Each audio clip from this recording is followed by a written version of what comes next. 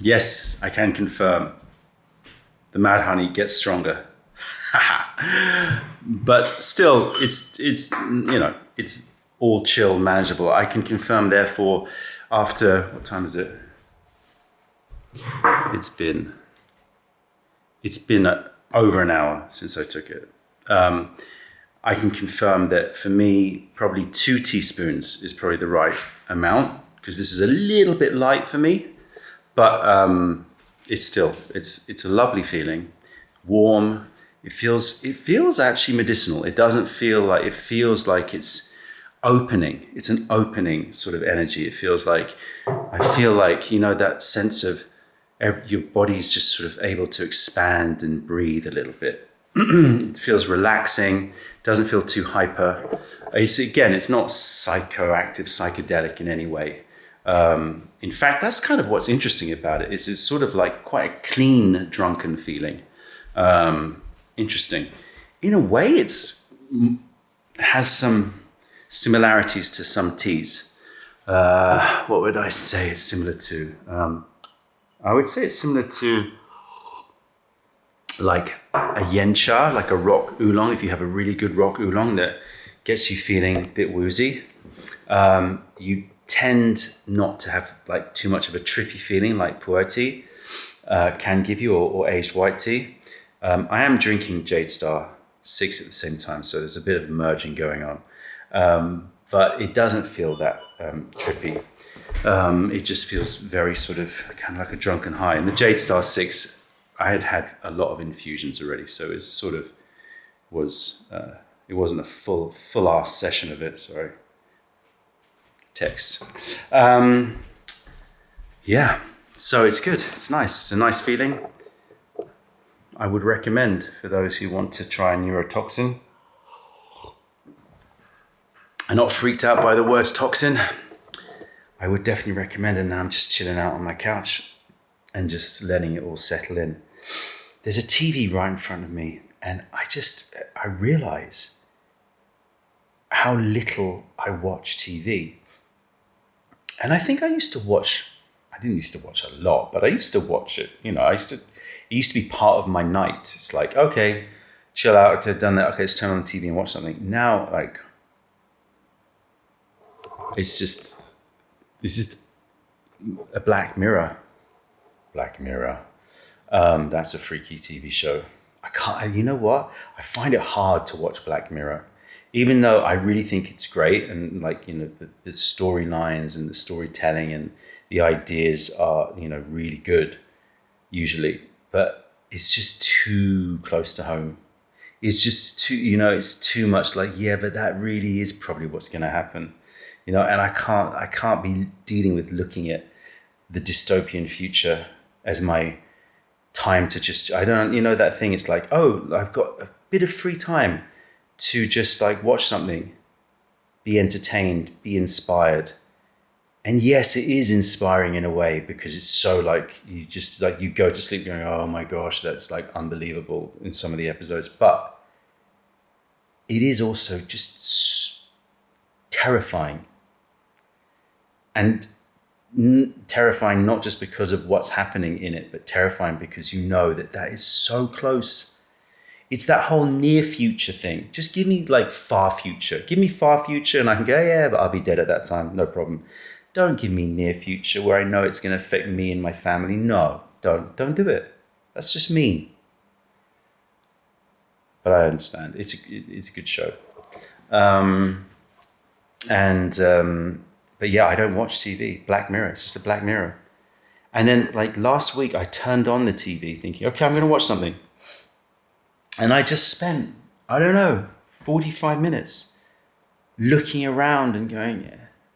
And I don't know if it's because I'm fussy or I'm indecisive.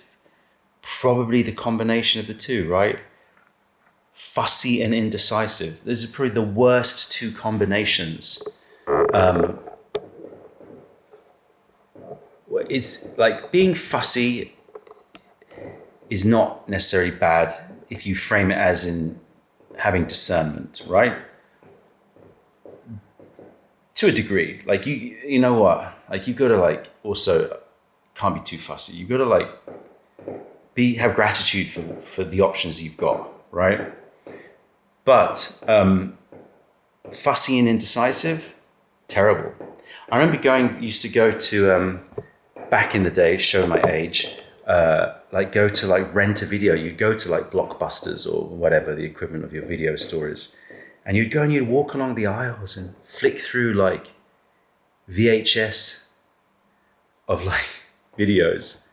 And we used to spend ages there. But you knew you had to walk out with something. When I turn on the TV, I spend 45 minutes looking for something, and if I don't find something, I just turn it off. And I start things. I start something. I'm like, oh, let's start that. And I just get either like, it's that overwhelming feeling that a show has to be good enough not for me to feel like I'm wasting my time. Because it can be sort of mildly distracting, but if I feel like I'm just wasting my time, and I'm not saying that is a good thing, it might not be a good thing, because it means that I'm just too hyperactive in terms of wanting to make use of time. What the hell does that mean anyway, right? You're alive, you're making use of your time, in a way. But I just feel like there's too many things I want to do, and again, not good thing. Got to be able to chill. But even chilling, like it's not chilling. It's not really relaxing when you're watching something and you're a bit like, it's all right.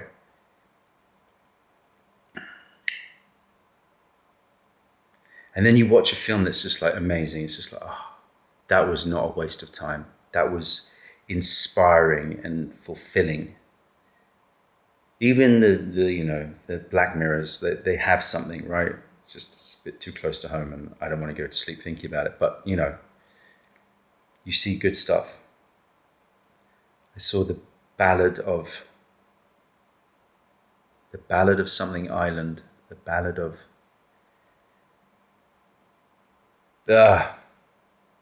film. Anyway, great film, charming, like the epitome of charming, the Ballad of something island. I'm going to say something sorry, it's annoying me. But yeah, very charming film.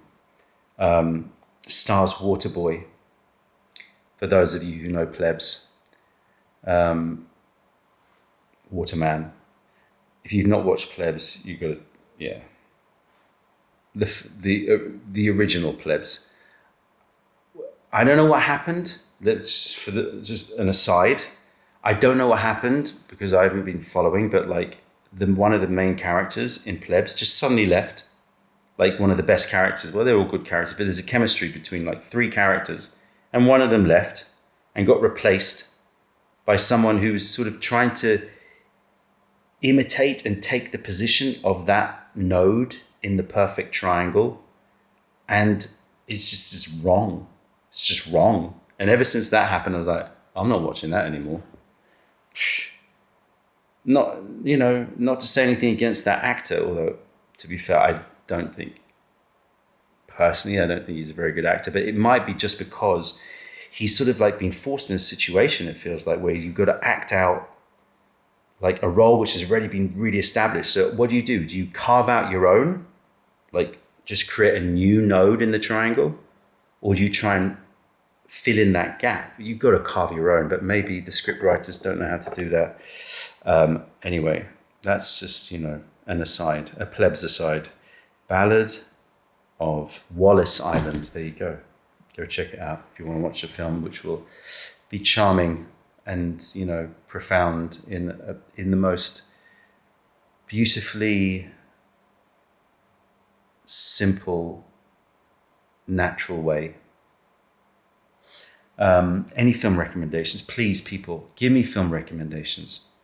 Actually, I would really like that because I don't have time to start researching films, and I do love films. So give me some film recommendations, and let's set some criteria. Film recommendations of the last. When did I stop watching films properly? 7 years. Film recommendations of the last 7 years. that could be any genre, although I'm less into horror and sort of things that freak me out. I used to be okay watching them, but then after I got into a relationship with Celine, she hates watching them, and so I just stopped watching them. I never really watched them a lot anyway, but I would dabble. But now it's just like, oh no, I don't want to have anything creepy. Like, I get it. Like, I just give me something that's going to be, I'm not saying I run away from, it has to be like funny, but like, some of the really scary stuff I can't. So not horror, unless it's something that is like a beautiful kind of like, nuanced horror. Yeah, good characters, good storyline. Hey, I don't even mind it being like a Hollywoody thing that's like, as long as it's got, if you're gonna go Hollywood, then give me the bun. Just give me the bun. Now, what does that mean? And I feel like I shouldn't tell you, because it's kind of like our family thing. I feel like that shouldn't be. I'm going to let that percolate. But give me the satisfaction, not just the satisfaction of like an ending which feels complete, but the satisfaction of like, oh, it was done. With all of that Hollywood, like it gave me that Hollywood satisfaction. Like the baddies got like really humiliated, the goodies got really like it was in a way that was a little bit different from what they expected, and it was just like this momentous, beautiful feeling of satisfaction, right? That comes from the acting, the storyline, everything. So Hollywood is cool as long as it meets the Hollywood criteria of give me the bun. And so, yeah, that's, so yeah, Mad Honey. I really feel it, it's good. I am a sucker for like just romantic, simple, beautiful art house films. But again, like, don't leave me with like a story. It's like, la la la la. I've talked about it in a video where like you're like so invested and then suddenly it ends and you feel like unsatisfied. I am sorry, like, you know what? Art house films that leave you unsatisfied and then put it under the box of, but that's life, mate. Yeah, no, but no. Come on, man. I spent time watching this. From my daily life. Yes, I would like it to mirror, if you're going to go down the mirror daily life, but give me something that just transcends daily life a bit, right? Just give me an ending which is not like and that was it. And they didn't meet up in the end. And they were left unsatisfied. Oh, no. Or if you're going to do that, like, you're going to have to be really, like, cool about it. You're going to have to do something cool with it. I hate that. And I'm going to tell you something which is probably going to annoy a lot of people. But I'm going to say it. Because I'm feeling bold on the Mad Honey. Because this is kind of sacrilegious to say, I think, in many circles. But I really don't like Wes Anderson movies. Is it Wes Anderson? See, that's how much I dislike the movies I've seen. And I know that people love him. And I've seen a fair few of his films. It's not like I've only just seen one. But, The Mad Honey is making me doubt myself. It is Wes Anderson, right? Wes Anderson films. Okay, let's look at his films. Because I haven't seen all of them, of course, but I just don't like the so manufactured style of it. It just feels so. It feels so thought out, like the style, and it's always like it feels like it's style over substance. It's like, oh, let's be quirky and visually woo. And it's just like, yeah, but then give me a story. Give me like, don't just make characters that are a bit odd. Like, I don't know. They never really spoke to me. Bottle Rocket, Rushmore. I mean, yeah, the Royal Tenenbaums. The Life Aquatic of Steve Zissou. I remember watching them. I don't remember a storyline. I just remember characters and colors and his aesthetic. But again, it feels so like manufactured and contrived to me. And I know this is sacrilege, but when I watch his films, I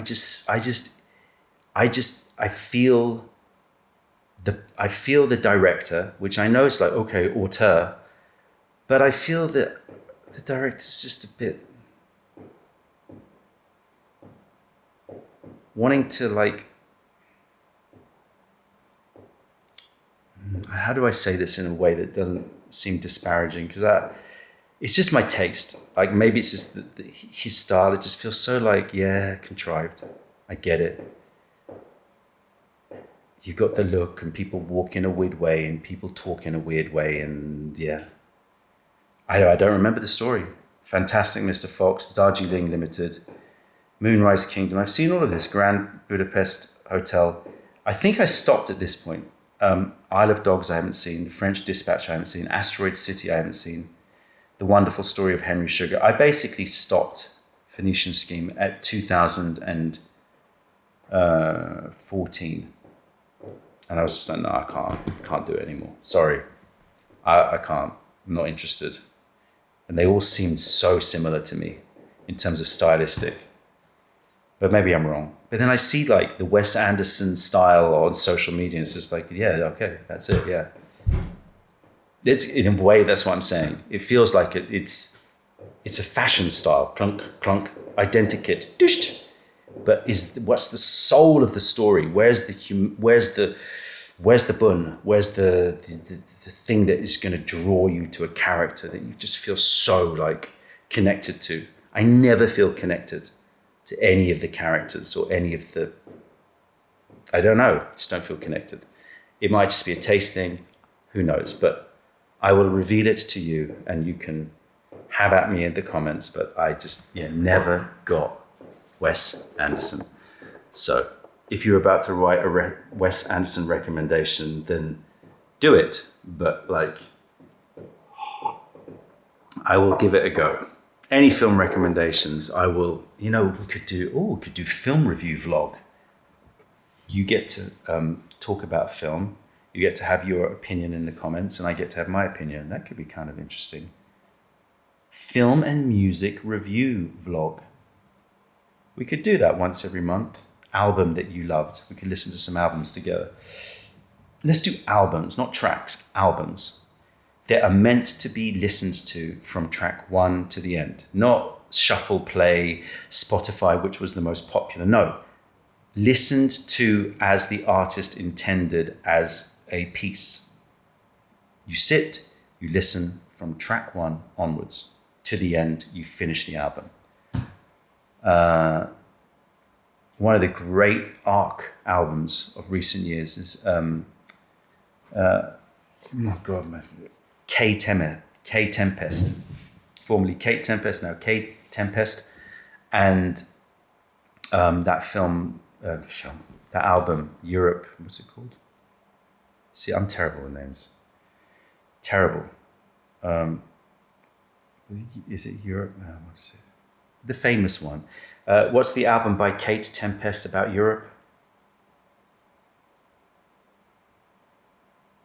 Let Them Eat Chaos. I mean, very like popular album. I'm not like revealing some like obscure album, but that had an amazing arc. If you listen to it from beginning to end, the storyline. I mean, she's a poet, right? Or he's a poet. The storyline. I probably mispronounced K Tempest. Apologies.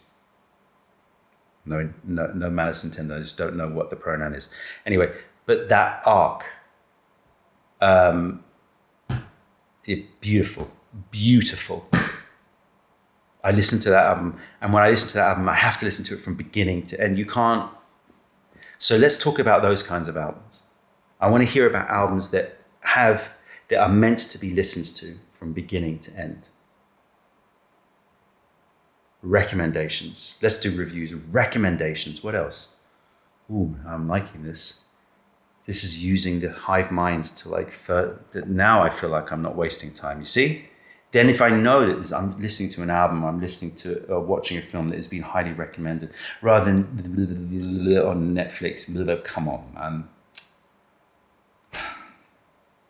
And then you go to like Amazon, you're like, I'll buy a film that's like, but it's just like, I don't know.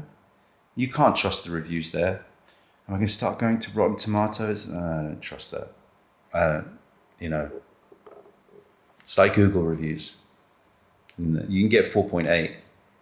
Mayleaf Tea House 4.8 is good, but like you can get 4.8, but you need to look at the pictures. If you're talking about food, I don't care what the rating is. I look at the pictures.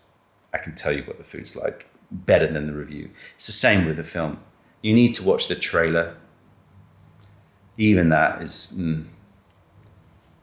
how many times has a trailer lied to you? And with music, well, yeah, anyway, you can dip in and out. But yeah, I'd like to hear your art recommendations. Film, music, painting, photography, anything that's inspiring you, anything that's just like, that you're really feeling. Just like share it, even if I don't read it, like other people can read it. Let's do that, man. Woman. Let's do that. I've been saying man a lot. This Mad Honey makes you just want to go bro. I'm going bro. Anyway, thank you. I look forward to reading your comments.